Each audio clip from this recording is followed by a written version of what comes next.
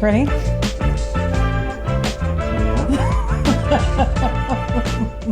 Hey guys, welcome back to the Rod Pod. My name is Gina, and this is my son Anthony, who we affectionately call brother in our family.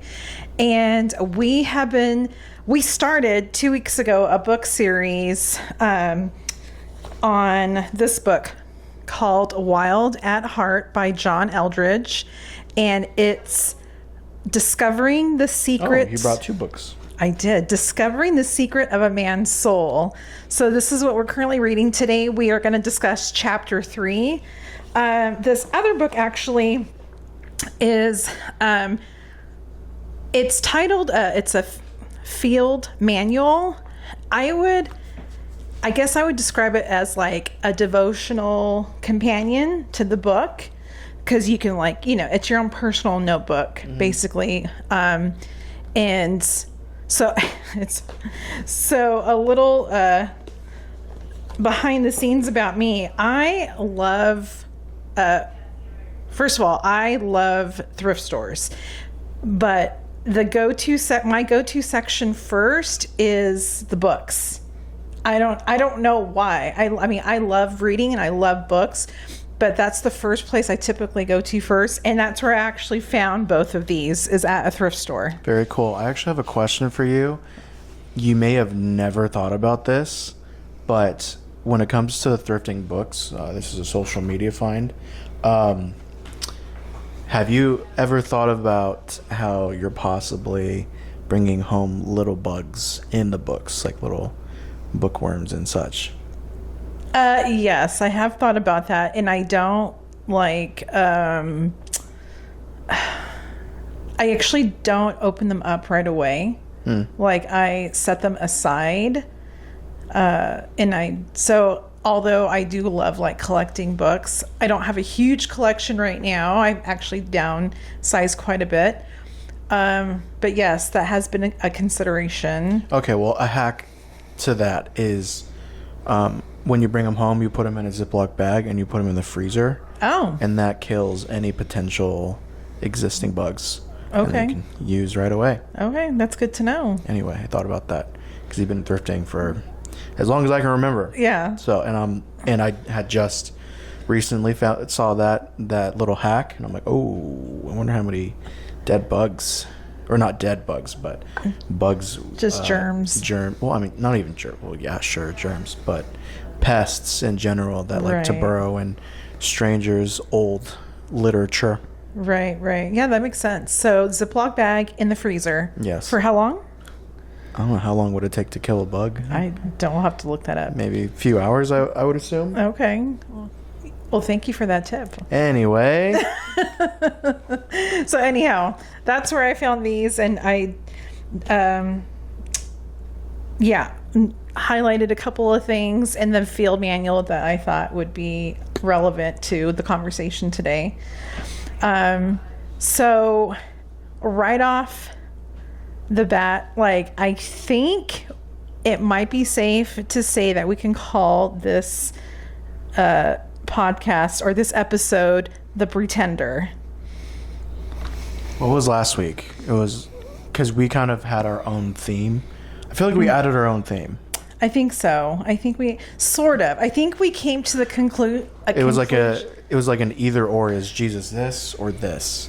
Like, what is God to you? And now this is, what are you? Yes. Right? Yes. And also you, towards the end of our pod last week, you said, before I forget, I already know what I want to name this pod with this episode. And you said, we might be wrong, because that's a fear of yours, is that you are afraid that you might be wrong and looking foolish. And without really us know, that was just based off conversation. It teed up week 3, which is basically imposter syndrome. Mm-hmm. The fear of being found out. That one resonated with me. I was like, I don't know why, back then when I read this as a 20-year-old, I was like just soaking up everything and just taking so many notes. And now, as I'm reading week 3, I'm like a little bothered by it, a little offended, or at least just a little like Exposed. not exposed. Because I think if he was saying something in the very beginning of the chapter that I was like, what why does this have to apply to everyone? And it's my already common question with the writer of, are you talking about, is this meant for everyone, or are you talking about generalities? And like, I found myself starting to almost judge the writer, because he was talking a lot about like manhood, manliness, and all that, and he was giving so many hyper specific cases of different types of men, like men in the workplace, family men, and all this stuff, saying that like the manliest of men can also be like, they don't really give much attention to their family, and like they're off hiding and stuff, at, going out to golf or whatever, and like just very specific cases like that, jumping around. And I was taking it all in stride, and then either the next paragraph or whatever, he soon after says how he was like an actor or something, or a writer, and I was like, what the heck? I'm like, what? So he's like, I started thinking a little critically towards the writer. I'm like, oh, you're just some like artsy like writer type of guy that just thinks too much about like masculinity. And so I just like, I had to put myself in check. I was listening to the chapter, washing dishes, and I just had to like kind of take a step back. I'm like, it's fine. I'm like, just listen. Objectively. Objectively, yes, very objectively. But I mean, that was like in the beginning, like when I first started the chapter, and I ended up liking it. So Okay. your thoughts? Yeah, why? Let's open up. I want to open up to the very first, the beginning. He includes at the beginning of the chapter a song verse, which I've never heard the song before, by a person named Jackson Brown, and it starts off saying, "Are you there? Say a prayer for the pretender who started out so young and strong, only to surrender." So yeah, going into that, again, just reading this from a woman's perspective, like for me, I'm getting to like kind of pull the curtain back and see like what is like in the heart of a man, at least from John Eldredge's perspective or perception, I guess. Yep. And so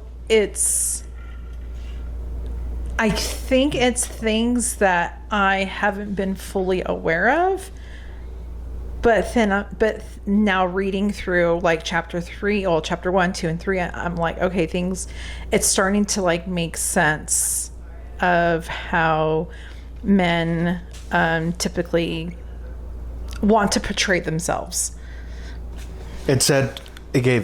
It restated an example twice, of like, when you take your car to the mechanic, how do you react when they say your car needs this, this, and this? Do you be like, okay, yes sir, yes, that sounds good, thank you, or do you be like, oh yeah, I knew that, kind of thing? That is a very interesting phenomenon that, with not most men, but many men drive vehicles and inevitably have to take it in for repair. And I know I am someone that I don't know what I am in every instance. Obviously I want my car fixed, so I'm like, okay, just whatever. Like, I don't know if I feel, I could see how people would feel not not emasculated, but just the need to feel like they know what's going on with their car. Right. There was one time this old colleague of mine in a workplace, I had to help jumpstart a car, and so we used mine, and he was a major car guy, and like at that point had always talked to me about cars as if like he thought I knew everything that he knows, and I never once corrected him of like, hey man, I know nothing about cars. I can barely change my tire. I'm still getting the hang of changing my oil. He always just talked to me about cars. And then like, I feel like I was exposed when I wasn't hiding it from him, but it was just like, I never corrected him. When I lifted my hood to help jumpstart the other vehicle, he saw just how dusty it was. And to me, like, it's, you know, I never thought that it can be something to just, I don't know. I didn't have a mind to like clean it ever.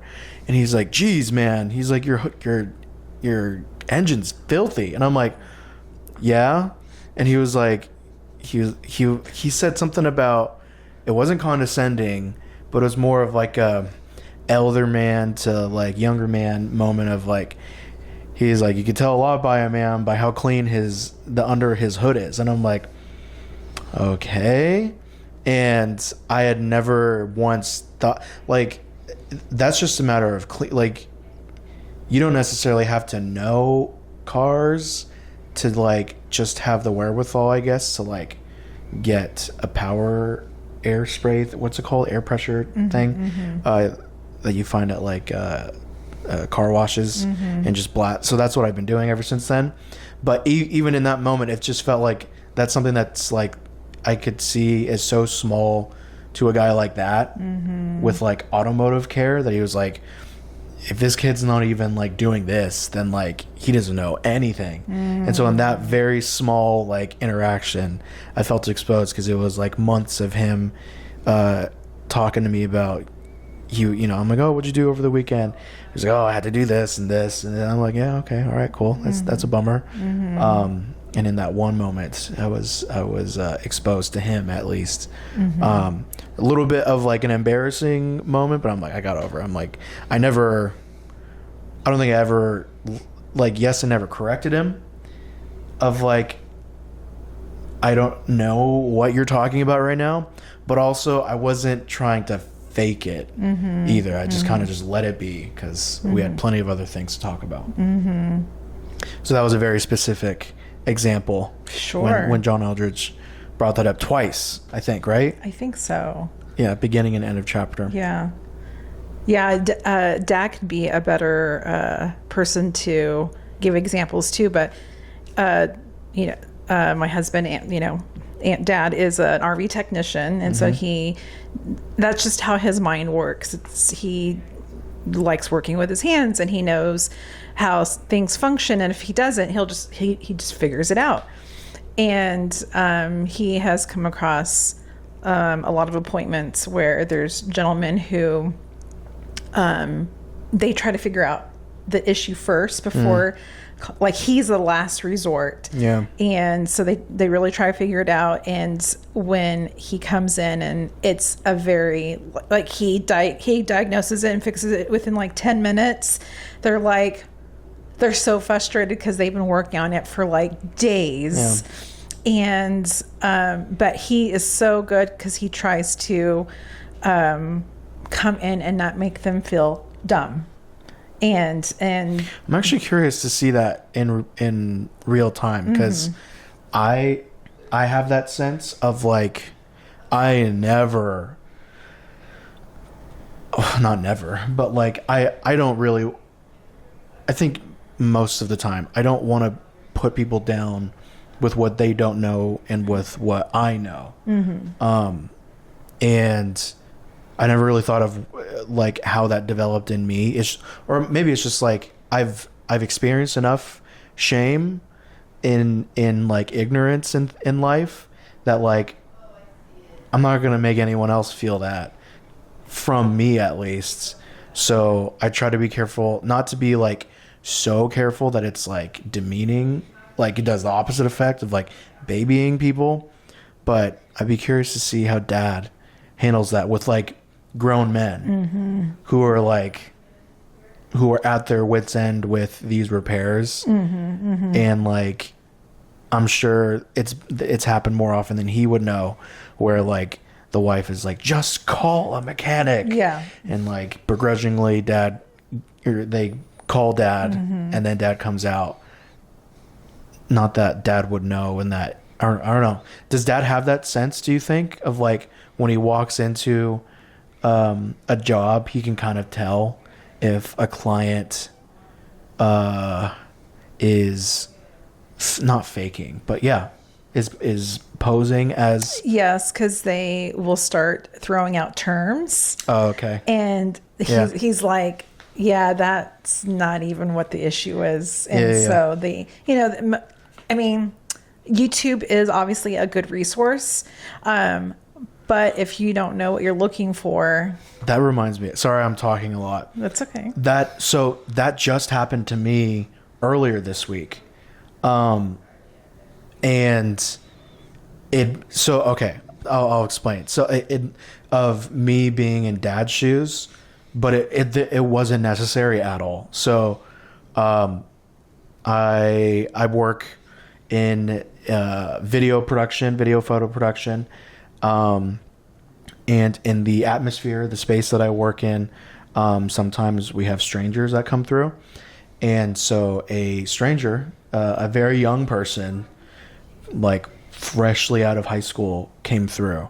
And he wasn't, I don't think, he probably was trying to like ask for permission to use some facilities.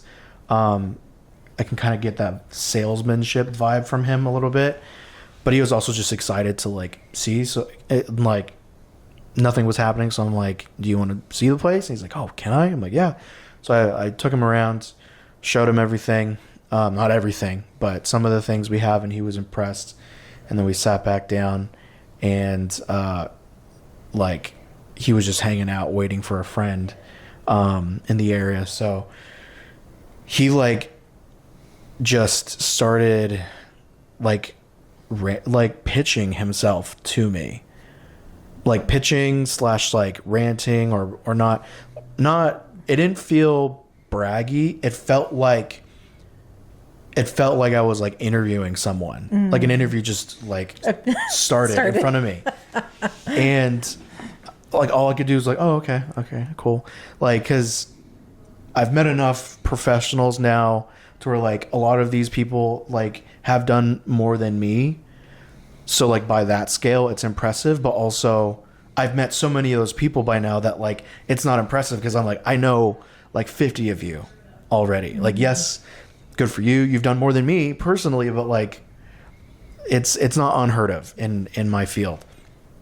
But as someone that's that age was impressive. And so he's just throwing out all these things like, oh yeah, I've done this. I have my own production company, and this, and we're doing this. And we realize that social media is like going this way. So we're trying to adjust.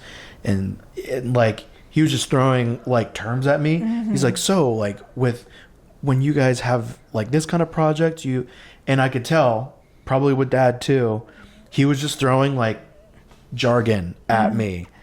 And yeah, that's not the first time that's happened with a younger person than me, but that's kind of like a signal to me of like one of two things. Either they're trying to connect with me in like saying, hey, like I know of this industry, this world, this industry, we share that. Or it's knowing that I'm in it and trying to like elevate my perception of them without me actually getting to know. I don't know. But as soon as you started throwing out words, I'm like, oh, this is just, I don't know what this is. I don't know why he's even like, he was there for a while, but it felt like probably what I would imagine Dad felt like. But that's a different scenario because this kid wasn't in need. He was just like, he just waltzed into my place and just started like bragging at a stranger, basically. And I'm like, oh, good for you. Yeah. All right, cool. Well, maybe there was a need though, and maybe he wasn't aware of it. But maybe there was a need for validation. Yeah, I'm sure, because like he sees me. I get categorized by people that age as much older than what I actually am. So he did probably, feel a sense of need to be validated, because he sees our exterior and it looks very official, sees our facility, it looks very official. So I just don't go through life like that. I don't know if I did back then. Maybe I did, of like feeling the need to like have that from people that I just met. He did ask not for permission to use something, but he was like, oh, would, in this case, would you guys ever allow for this? And I'm like, yeah, that's not what we really do, but you can, that can happen at this location. And he's like, oh, okay, all right, okay, well, it's nice to meet you. And like then he left. So then I was like, oh, did he just want to use facility for something specific? But it was just, so much build up. But also I'm like, while that's like two sides of a coin, I'm like, I see what this chapter is about, the not the imposter, but the poser. The poser. Mm-hmm. Or like a need for validation. But also on the flip side, he was so socially aggressive. That is what it takes in that industry, to be very like about yourself, confident. Confident, being able to pitch yourself like without hesitance. So like I didn't think anything of it literally until now. Like I was like, all right, that was weird. Like kid just came in here and talked about himself and then left. Whereas in Dad's instance, it's a scenario of need. Right. Like not need. Well, yeah, that kid needs whatever. But like at least there's like a repair need in Dad's jobs. And that I can see as a more vulnerable place for a customer to be in, of like, I couldn't be man enough to figure this out myself, and I have to call upon another man that I don't even know to come figure this out. And I'm sure, like, in some cases, I could imagine it would be validating for a client to call Dad and see Dad have just as much trouble figuring something out, like, and then they can go to their wife saying, see, you couldn't even figure it out. But I'm sure more often than not, they would rather just their things be fixed. Right? Yeah. Yes. Yeah, for sure. Yeah. So yeah, he's had quite a few of those interactions, but he tries to make people feel very like that, like it's okay, like certain whatever the situation is. He tries to make people feel good about the situation, and so anyhow, yeah. So thank you for sharing though your experience, because I think that human behavior is predictable. Almost when you start having the more conversations, interactions you have with people, you start to recognize. Yeah.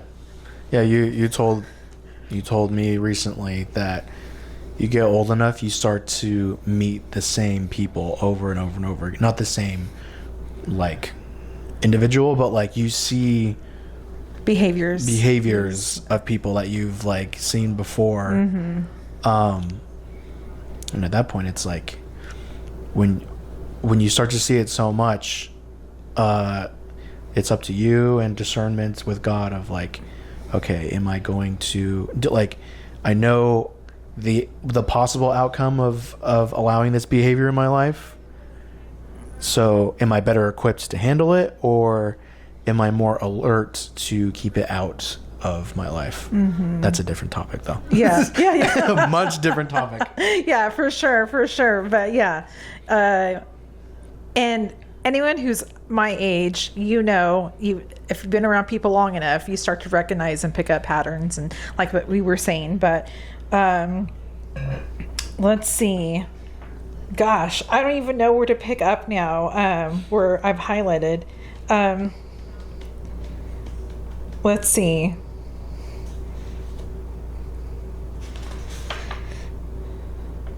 I'll just pick up here. John Eldridge is saying, without a great battle in which a man can live and die, the fierce part of his nature goes underground and sort of simmers there in a sullen anger that seems to have no reason. And I have admittedly I have had to read this chapter a couple times and listen to it like 3 times because I'm just not like, this is very unfamiliar, territory to me, and so I don't know, what it's like to have the need for a battle to fight, an adventure to live, and what is it? A beauty to fight for. I think so, or something. I forget what he said. The 3 things that this book's all about. Anyhow, do you find that you need like a battle to fight? I don't have an inner desire to want battle. Mine is the desire to want peace for as long as possible. I feel like I talk in terms of time. I talk so much as if like my wedding date is like the BC versus AD of my life, of like I don't know, that might be confusing, but where was I going with that? What was the question? Battle. Do you okay. feel like you have a battle to fight? Yeah. So many thoughts. I'm trying to organize them. That's okay. When Anna and I got married, it was in 2020. Everyone knows this if you've watched all 50. Oh, I'm sorry. I'm so scatterbrained. We're at 50. I know. Actually, I forgot. High five. No, this isn't 50th. This is 51. Yeah, 51. I know. Yeah, halfway there. It's a retirement. Yes. Oh, halfway. I know. We started this, side rants about 2.5 years ago, I think. No, a year and a half? Yeah. A year and a half ago. Yes, we started a year and a half ago. Mm-hmm. So this is our 51st episode, which I forgot to mention, because before we recorded last episode, I wanted to bring that up and do something a little special, but it's okay. I forgot. Until I posted, I was like, oh, it's 50. I know, I saw that too. Cool. Anyway. Yeah. Anyway. Going back to the battle. Married in 2020. Immediately battle. COVID. And then another battle. Finding work out in Phoenix. Living just Anna and I on our own with like nothing to our name. Another battle. Our apartment is infested with roaches. Trying to get out of there as quickly as possible while also finding work, while also maintaining Anna's workflow as the first-time teacher. In the classroom. And COVID's still happening. Yeah. Oh, that's right. Yeah, not in the classroom. They were still remote at that time. And then we finally move out. I find work. And then that turns into a longer battle. Anna's also dealing with things at her workplace. And it's just like battle after battle. Just something constantly going on. And like we have friends that have known us since then, that around that time, and they say constantly how much Anna and I not have changed, but like it just, we're different now. Of like we're not like exhausted all the time emotionally or physically. There's a lot more light to us. Granted, we were seeing these friends a lot like in the middle of the week, late at night. So, and then like, what else? I can just go through the whole timeline. Ever since 2020, there's been battles. And then like the last big one was quite literally a year ago, was for us when Anna's pregnancy failed. And that was just, it was brutal. And the battle of sorting through feelings for that lasted a while. And it was a struggle. And then like for me, I had just started my new job, so like having to really establish myself in that, and also maneuver those complex feelings, it was very tricky. And so we find ourselves now not real. I don't think there's nothing insane going on at this point in time. Just little things here and there pop up, more of not battles, but like little spiritual skirmishes. Nothing like that lasts like months, years at a time for us these days. It's just typical little things here and there, whether it's the enemy throwing things at us or just life just unfolding very strangely, which we do feel very equipped for, even if it's inconvenient for us. I think it would be fine to say Anna got into a fender bender a couple weeks ago, and that has been so annoying to deal with, because we were on our way to a repair shop for something else with the car, and it wasn't that bad, but it was a nuisance on the car, and like someone hit her, and it turned into a bigger repair need literally the day of. We were trying to fix this thing. So that's what I mean, like little spiritual skirmishes like that. We're like, okay, Lord, I need to exercise patience and forgiveness, and I also understand. I don't empathize. I don't relate at all. But like when people lash out at insurance reps, do you know what I'm referring to? The thing that happened last year. I told Anna, I'm like, do you see why people go crazy? Because she had Anyway, insurance, man. So just all that's to say, it's hard to like hide from battles. So yes, I feel like I could see how in myself I'm not at my best when I'm just sitting still in life, when I'm being challenged for things, when I'm like if anything, the past 5 years has taught me that when things are tough, when there's a fire under me, I can perform. In emergencies, in long struggles, logistical struggles, I can pull through. It's just like it comes to a point where after a while, it's like I do get exhausted, and it's like having to discern how many more months can I put up with this, while also being a good husband and friend and son and all that stuff. So the battles, like in the long term, have been beneficial to me personally. I do not wish for them though, at all.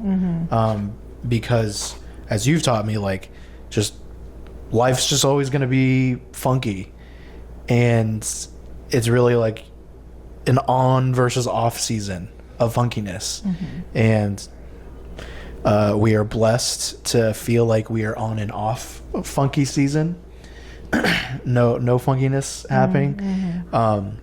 but we are kind of clenching right now because we have not spoken this over ourselves. It literally just happens every single year. October is always bad for Anna and I for different reasons, literally every single year.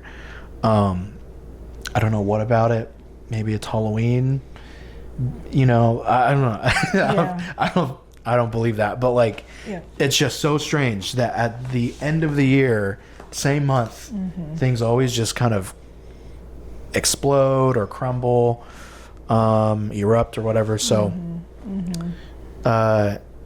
long story short, I do not crave battles because they know where to find me. Sure. What about like it for only you can really answer this because you're a man, but like how does that transfer over to you? Because you're a believer in Jesus. Like, how does the battle part transfer over to you as a believer? Because we were like already born into a battle, right? As soon as Adam and Eve fell, then, you know, there was, from that point on, there was going to be a fight for our freedom. That's why Jesus came, right? So there's this constant like battle happening, and knowing as a believer that you were born into that battle, like where do you see yourself in that battle for coming alongside Jesus to help continue to fight that freedom, almost like a William Wallace? Like, am I making any sense? I think there's a lot of broad strokes here, so I'm going to try to answer. Like, how can you partner? How do you see yourself partnering with Jesus in the battle for freedom? Although he obviously has set us free, but not everyone is aware of that. I said last week that I'm not someone that not ever wants. My natural demeanor, whether it's faith-based stuff or just adult stuff in general, I never really have the need to like tell people how to live with anything, unless it's like cool TikTok tips of like, you should put your books in the freezer. It's pretty cool, right? That's the only like stuff like that. Like, I just like giving out tips because I like receiving tips and tricks. So, but I like large scale stuff. I'm never like, oh, you need, like, dude, you've been spending a lot of money. You should probably cool it, probably save. I have those thoughts internally. I never, want to speak over people's finances. Politics is another big one. And then there's faith, where it's like, I said this last week, where God makes sense to me because of what I specifically have gone through. I was thinking about this morning, kind of after I read listened to the chapter, where I'm like, I was just like, I don't, like, with who I am personally, the structure of just religion is not appealing to me. Like, I'm an introvert. I like to just do things, as I see I am needed to do things, just in life and stuff, and I try to lead myself the best way I can through like general respect and stuff. And Anna and I, like, being married, me kind of like us seeing how different we grew up, and how like there's biblical morality that we learn through the word, obviously, and then there's like ethical, like oh my gosh, I'll tell you that later. Okay. But then there's like ethical codes of conduct, like respect and all that stuff. Oh my gosh, that's distracting me. You want to tell her to lower it down? Anna's gaming outside. No, it's fine. No, it's fine. It's Okay. fine. She's gonna feel bad. Oh my gosh, I forgot where I was going. That threw me off. Of you not wanting to tell people how to live. But yeah. So it's like for my I don't know how I come off to non-believers when they know that I'm a Christian. And I'm always open to the conversation. It's just like everything about me, I'm not in this because I love religion. That's what I'm saying. okay. Like, I don't call myself Christian because I feel like I'm a good boy if I like do certain practices. Like, it's not what it is. It's everything that has led to this point in my life. Like, that very rigid structure, yes, influenced me, but like, you guys set me loose. You guys let me out of the yard, and I ran rampant for a little bit, and very much needed that because I got to do my own thing finally, and just everything that I was chasing after, I at some point received, and there wasn't fulfillment in it, and then there's consequences, and then there's just general life being difficult and stuff, and like, just with all of it, there's fulfillment and healing. So it's like there's so much context to why I believe that I'm like, unless I can like put a USB drive in my head and then plug it into someone else's head that like gives all the context to who I am, like, it's difficult for me to just like, I don't know, pitch that to someone. It like in a conversation, like in, right, in a single life-changing conversation. Well, that makes sense because we all have different experiences, right? Yes. Yeah. And so do you find it obviously easier just to live your life and lead by example? Yes, and that's still hard. That's still hard because I'm a human being that is flawed and feels, it just, I still very much make mistakes, and it's especially, it's just when people know that you're a believer and you slip up still, there's like two things that happen. It's like the initial embarrassment of just like messing up in general, and then it's like the second level of like, they know that I'm a believer and I did not show God through that instance. But so I wonder if this part would be valid as far as you felt maybe exposed or a poser in that situation. Yeah, you could say. What about you? I don't know. I can't speak in generalities from like a woman's perspective, but I know like me, like my personality and my temperament. I am okay with vulnerability. I'm okay with exposing my flaws, and because that, for me, that is conveying to whoever's listening or watching that I am human. Like, I am no different. Like, the struggles and things that I've gone through are no different than anyone else's. And so that makes me human, like all of my mistakes. And when, I am not acting Christ-like or, what have you, that makes me human.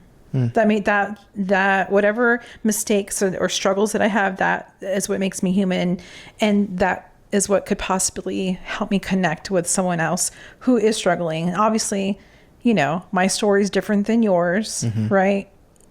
and believers in general, we all have our own story, and we've all come to our own conclusion and of why we believe in the cross, why we believe in Jesus, why we believe in God, right? So I think, going back and I appreciate you like continuing to host this podcast with me, and we're in our 51st episode now, because that's truly what I hope that we are able to convey, is that we are human. Remember when we thought that, I mean, it is important still, the number 20 was like the indicator of survival past The podcast episodes? infancy? Yeah.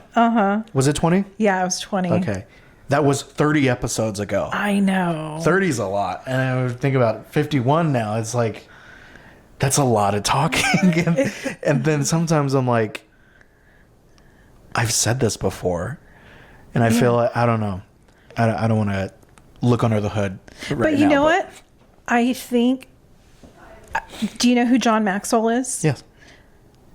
If you really listen to him, he says the exact same things in almost every podcast, in his books, and the main theme of his life is bringing value to people. He will always say, look for value in people, figure out ways to bring value to people, and it's the same conversation.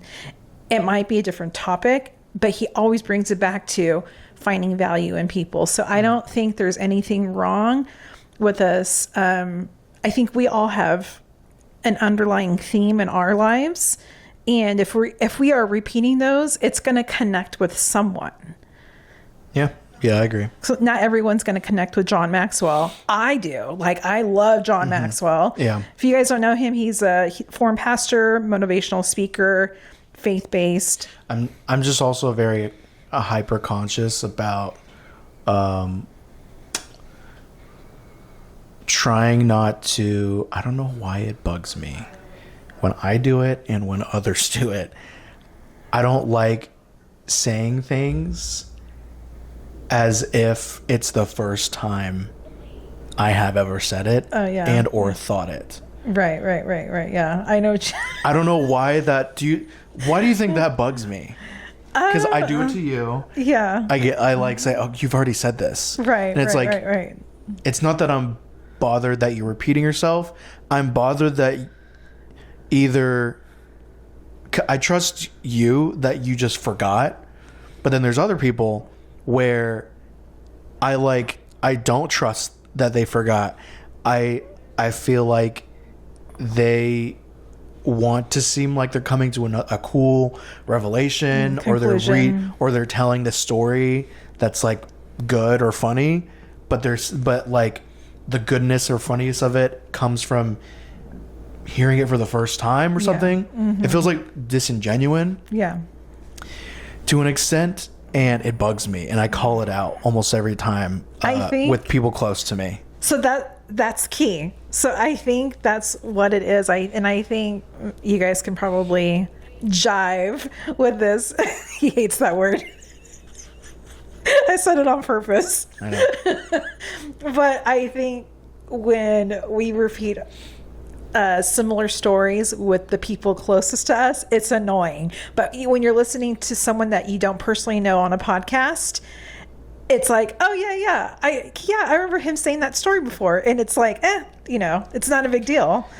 So I think it's, when it's more, when you know that person, then it's like, it's super annoying, but like and again, it's not annoying that I've heard these stories or revelations before. It's just like I have a weird mistrust about it. I'm like, are you telling this to me because you just want to hear yourself say it again? Or like, no, not that. Like, it's the like portray, like, are they portraying themselves as like, oh, I've never heard, or I've never thought about this before, or like, oh, this like fun, you would love this story, I'm gonna tell you every single thing that happened in it. Mm-hmm. I'm like, I've heard this story before. Yeah. I love you guys. my wolf family, they all do that. Every time we go out to visit, they recycled the same like 10 stories and jokes. And I learned, it took me a little long to learn this, that they genuinely just forget. Like, they just forget the stories, and it's fun when they're all together to like say the stories to each other again, and then they fill in the gaps. And I don't know if it's an Italian thing or whatever, but like we'll retell stories too in the family, but like it's all under the guise of, oh, remember when this happened?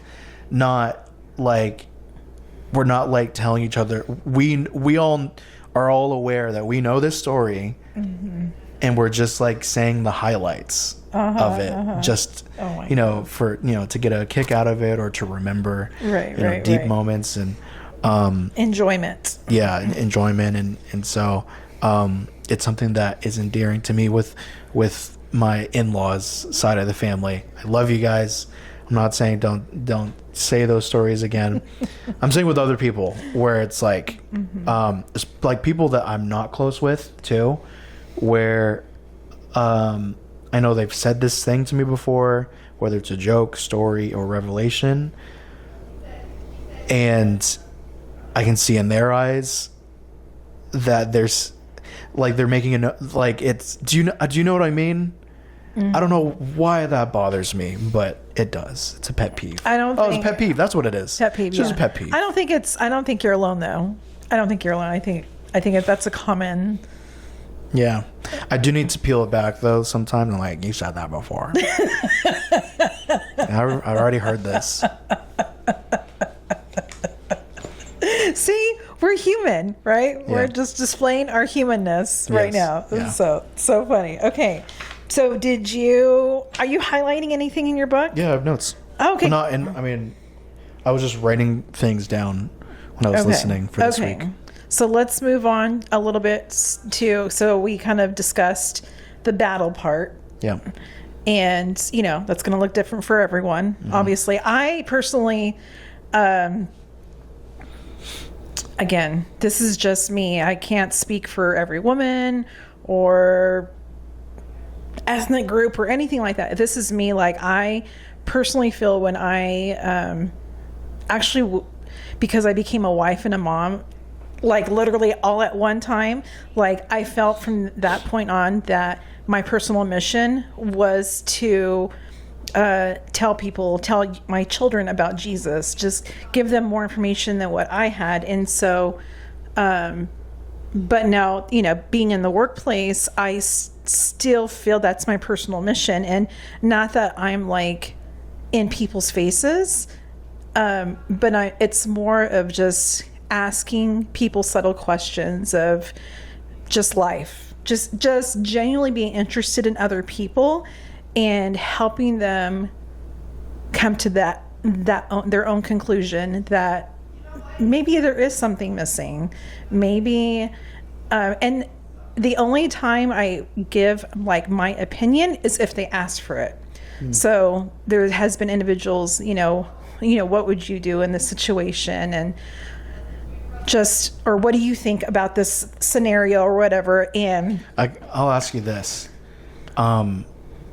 Yes or no, do you know people that freely throw their opinions at you?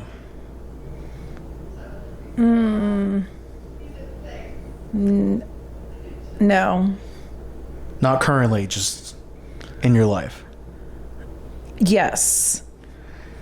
What are your... okay. Is it like more than like 5 people, or is it like around 5? I'll have to think about it. I mean, I think there's different seasons where I'm like around, I think when we were back in California, that was definitely more than 5 people. But since I'm not around family, right now, and I'm around just like new people, I think that everyone's trying to be on their best behavior. Sure. Okay. So. Just in your life, though. Oh, yeah, definitely. Okay. So would all those people, opinions severe or non, at least to you, like, do you appreciate those people for their free-flowing thoughts, or do you have an aversion to them? Or is it different in every case? It's different. It's different in every case. When I'm meeting someone, I don't know. Maybe I'm weird. I don't know. But I'm like, when I'm meeting someone for the first time, I don't have my guard up with people. What I'm looking for is like, what can you tell me about, like, this is all subconscious. Like, what can you tell me about a characteristic of God? Like, and so for like you, it would be like, I've always seen you as, we're all we're all creating something, right? But like when I see you paint, you can draw, you can do video. Like I see that you are creating something just like God has created something. So when I'm meeting someone, I'm trying to figure out, what are you trying to tell me about God? And whether they're a believer or not, like everyone cannot, like we cannot escape that we are creations of God. We can't escape that. I'll tell you this. I have my general demeanor of friendliness, but then there are times where there's days where I'm just not feeling it. And if I'm going into work or an atmosphere I'm not familiar with where I have to talk to people and I know I need to like get there, but I can't within myself, I literally tell myself, I'm like, how would mom act right now? I'm like, if there's like a lull in a conversation, I'm like, so how your parents doing? Despite me actually, I'm not being insincere, but I feel like me trying is me being sincere, despite, there's just days, but I'm an introvert. I don't, my that is your temperament. My energy level goes down when I'm around people versus people like Anna. Oh my gosh. It's like she gets a shot of caffeine every time she hangs out with people. Yeah. Anyway. Yeah. I mean, and again, that's part of our humanness. Like people can, listening or watching can definitely connect with you on that level. And then we're going so off the rails very frequently. So let's try to that's okay. Okay. So let's see. How are we doing on time? Let's get through it. Because we're not even oh, shoot. We are we haven't even covered. We've been gabbing. I know. Well, I've already kind of shared a little bit. Do you want to share any notes that you've taken? I just have footnotes. Just bars. Do you know what bars are? Yes. Okay. Yeah. So is that an 80s term? No, I think it's more recent. Yeah. Okay. I thought so. More recent term. But there's just things that are coming out of from the 80s. But anyway, like good quotes. Yes. Yeah. So good quotes. You want to drop some bars? Yes. This is from the book, right? Yeah. Okay. Where else? I don't know, because you've been a little critical. This is my journal. You've been a little critical of John Eldredge. No, I'm not critical. I have been. But anyway, chapter 3, just quotes. The first one, the tragedy of life is what dies inside of a man while he... Oh, I did not read that right. The tragedy of life is what dies inside a man while he lives. What do you think that means? So, I immediately think of your dad, which I don't think he would mind me sharing this. Okay. When we started our family so very young, it just became a constant battle for survival. The battle was survival. And he took the last one of the last jobs he took on before we left California. He was in a position that paid very well and it paid the bills, but he was dying. He was done, right? Can you understand what you just read that again? Yeah. Read that again, what you just read. The tragedy of life is what dies inside a man while he lives. And he knew that although he was taking care of his family, what he was physically doing is not what he would, he never saw himself doing. And I knew that it was like, I knew that a part of him was dying like every day. And that that kills me even now to think about. But I know like we all have to go through stuff and experience stuff. But like he was literally like, it was not only like internally killing him, but physically, because like he wasn't very healthy at the time for a while. And you know what my husband did, he worked in an office, which is, there's nothing wrong with that. And he was at a computer like 9 hours out of the day. And he had to talk to people, which he's actually really great at, because he has to talk to people in his business. But it was, I think, talking about things he just really didn't care about and was not passionate about at all. And it's just, and he's more of an outdoors man. I would say Dad's a man's man, right? He loves working with his hands. He likes being out in the wilderness, going fishing and stuff. And like, he was stuck inside an actual cage, which like John actually points out. Actually, yeah, a lot of the stuff that John said in chapter 1 of like fluorescent lights and like, you know, staples and all the accoutrement of an office, right, can dull a man's senses or something like that. His soul, yeah. That is true. That happened to Dad, quite literally. Yeah. So yeah. Yeah, John says, after years of living in a cage, a lion no longer even believes it is a lion. A man no longer believes he is a man. That was at the beginning. Not that was Dad, but like, anyhow. So we, just to catch you all up to speed, if you have not been following our story, we left California. We started making plans in 2021 to leave California, quit our jobs, sell our home, everything, for an adventure, like literally an adventure, because like I think COVID like awakened a lot of things in people, especially in our family, that like we wanted to, at retirement, our plan was to be full-time RVers and just travel. It really hit me the other day, this past week. I'm like, none of us are in California anymore. We're just gone. Well, yeah, our immediate. Yeah, our immediate family. Yeah. No one, we're not there anymore. Right. It's crazy to think. Anyway. Yeah. Sorry. No. Yeah. It is crazy to think.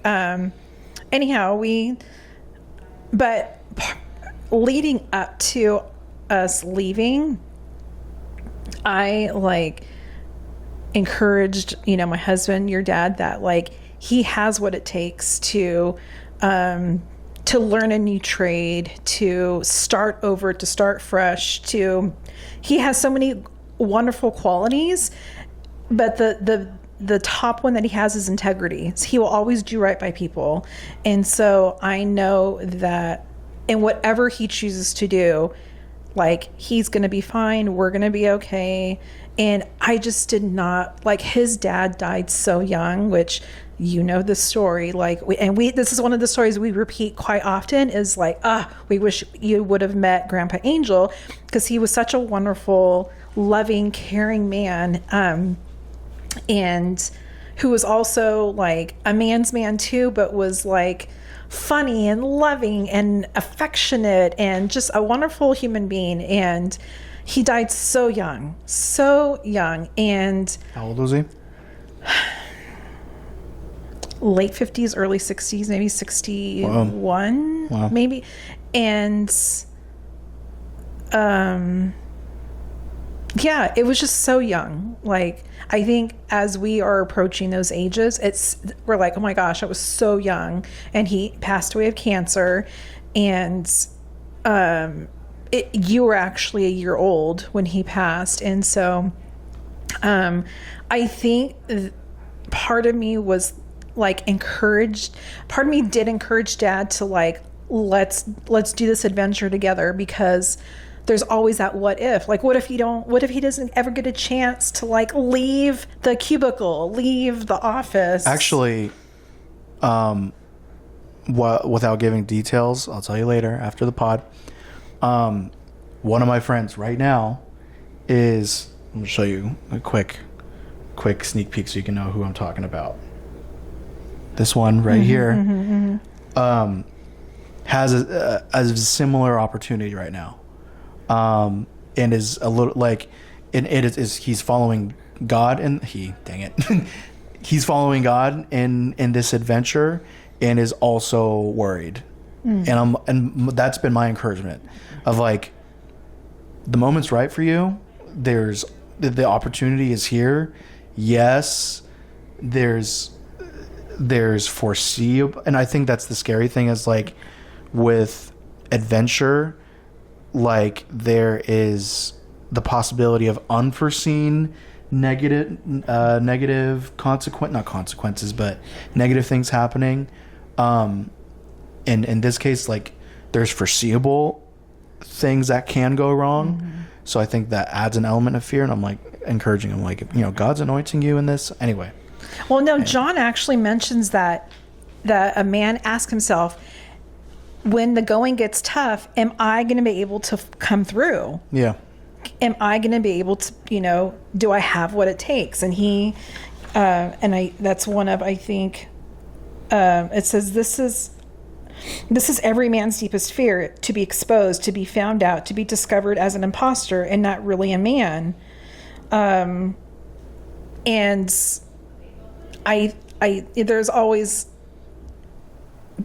there's that fear, but there's like, it's normal. Like, it's normal to have those fears because that's what makes us human. But it's all the unknowns, right?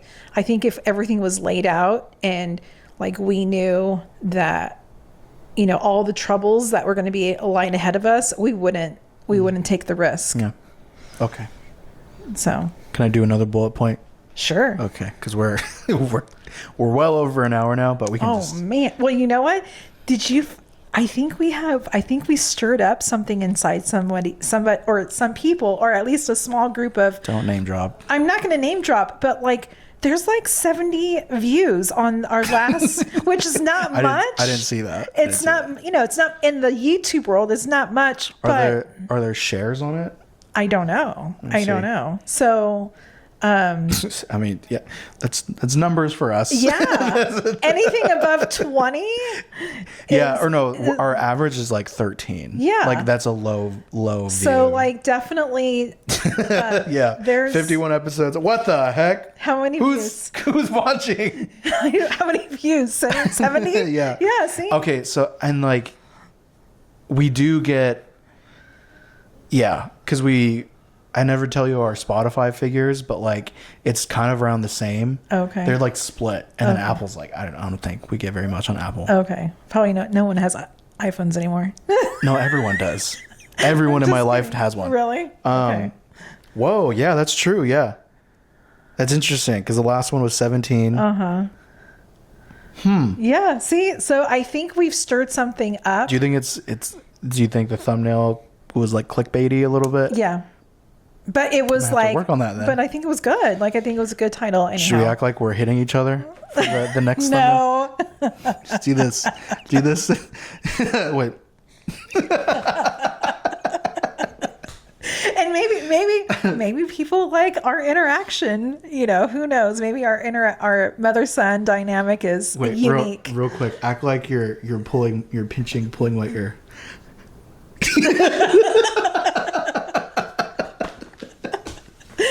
Oh my gosh, you were so funny. Well, I mean, if thumbnails have anything to do with it, then kind of want to lean into that. Yeah. And I don't want to be. That's the whole trick of YouTube and the algorithm. Socials is like, I don't want to be like dishonest about the content. No. But we would definitely want to extract key points that we've been discussing. Yes. Yeah. Okay, we can discuss that later. Okay. I don't know what this was. Fear to be discovered as an imposter. Okay, so we talked about that. That's my fear. I've noticed I don't like being complimented because I don't believe people. I don't believe people. I don't like when people just give me, words of affirmation. I'm like, you're saying that because you don't know that I'm actually lazy or I'm actually a lot more introverted than you think, or I actually barely pulled that off. I'm not actually like consistently great. I just like got lucky in like doing this the right way. I don't know. Imposter syndrome, that's something that I've dealt with for a while. And I'm working on. We are made to come through and pull it off. I think you just read that, right? Desire what? Rev calls I don't know what that says. Rev calls design. Oh. Design reveals. No. Sorry. Desire. Desire reveals design, and design reveals destiny. That was like kind of like my final thought on the chapter. Okay. And you kind of said this too, like not picking apart, but discovering what people are about in like what God's like fingerprint is on that person. Yes. To kind of draw out like, who they are. And I think that's kind of reflective of desire reveals design. Like what does this person want out of life? What are they pursuing? What are they building up for? And is that an indicator of who they are meant to be? And thus,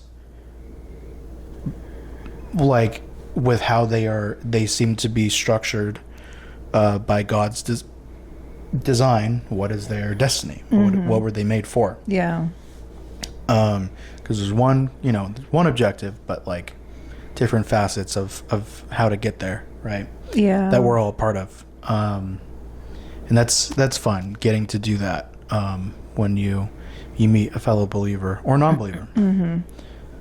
Yeah. Because when I am getting to know someone, I am trying to pull out like the subtle things that they may not even be aware of that they have interest in.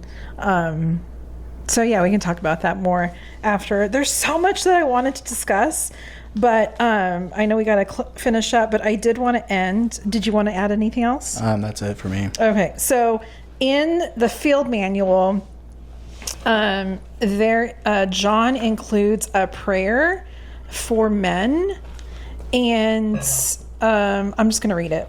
It says, "Search me, O God, and know my heart. Try me and know my fearful thoughts. Reveal to me the ways I pose and hide. And, O God, lead me in the everlasting way, the way of truth and strength. May I live with passion and zeal. May my soul be captured by you for something big, noble, and worthy of your kingdom. Remove the quiet desperation of my soul. Chase away resignation, anger, and the addiction I run to. Free me to a strong, passionate, and dangerous man, as you created me to be. Draw me beyond the battles I know I can win. Lure me to larger adventures. Speak with power those words I long to hear. You have what it takes. I ask all this in Jesus' name." That's cool. Are those the words that men are typically wanting to hear? You have what it takes. Yeah, that's good. I feel like a palatable way for many men, not all men, for many men to receive that prayer if we could just get Russell Crowe dressed in Roman warrior attire, kneeling and grabbing some dirt, and he's praying and he's saying that prayer. Oh my gosh, that would light people up. So Russell Crowe, if you're listening, we would like you to redo that scene. Or maybe not Mel Gibson right Yeah. now. Anyway, Yeah. no, we'll pass on you, Mel. Yeah. No, thank you. All right, friends. Are you ready to close up? I'm so hungry. Oh, we got food. Would you like a snack? Yeah. All right, cool. So that's the episode. We're going to do a mukbang now. So for those not interested, I'm just kidding. So I'm glad you get to see the behind the scenes of this is how we actually conversate most of the time. And that's one of the reasons we decided to record our conversations, because we like talk, and he doesn't mind speaking, just deep thoughts and theological things, and are talking about our faith. And so we're like, right? You don't mind, right? Oh yeah, shouting into a dark corner of the internet where randomly 70 people watch. I don't know where that came from. So anyhow, we thank you guys for thank you. Yeah, thank you guys. If you have any other book recommendations or you want to hear our feedback, again, I'm reading this for the first time, so I'm giving all my first thoughts and aha moments. And so anyhow, we look forward to chatting again. Thank you, brother. Thank you, Mom. I love you. Love you too. All right. Goodbye. Bye.